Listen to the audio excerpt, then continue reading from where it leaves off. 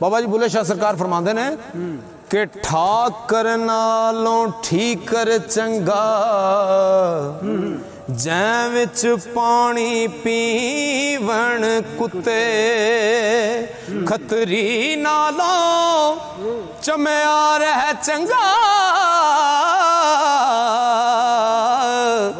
जेड़ा पैरी पवावे जुते ते मुल्ला नालों कुकड़ चंगा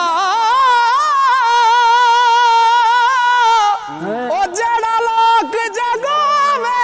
सुते बुल्ले शाह तुम यार मना ले नहीं ते बाजी ले